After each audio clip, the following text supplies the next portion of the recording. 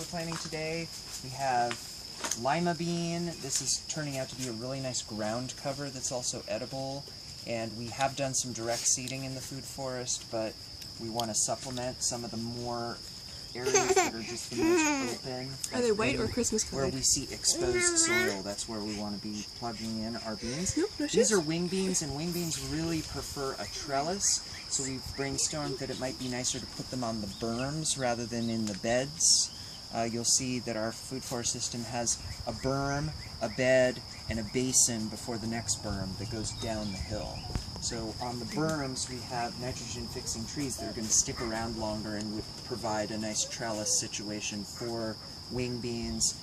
We also have chaya, abundant to the point where we're not eating it all, so maybe we'll plant some wing beans at the foot of a chaya plant so that it can cover the chaya with wing beans. We will also be putting yacon in that area because it's very open, and we'll also be putting our Sesbania grandiflora. What is that? Ojai.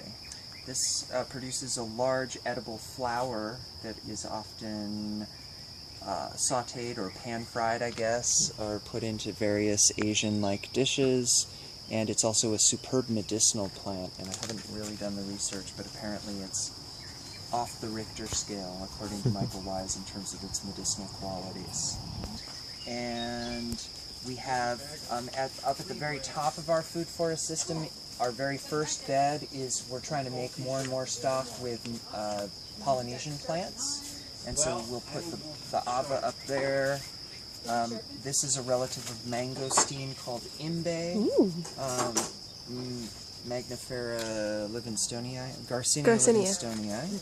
Native also? Not native to the planet Earth, but native to, can't remember where, maybe Africa. And so this makes like a sweet and tart sort of plum-like fruit. And it's more like an apricot, really. And I've heard that they're dioecious, which means they're separate male and female plants. They're either dioecious or they require cross-pollination. So if you just planted one, you wouldn't get any fruit. So we already have 2 of them planted out in the forest, and we might be well served to put these in relative location to them. And this is quite a lot of yacon, so we may actually plant a handful of them and then leave the rest for the seed exchange that's coming up. So we don't have to plant all those out.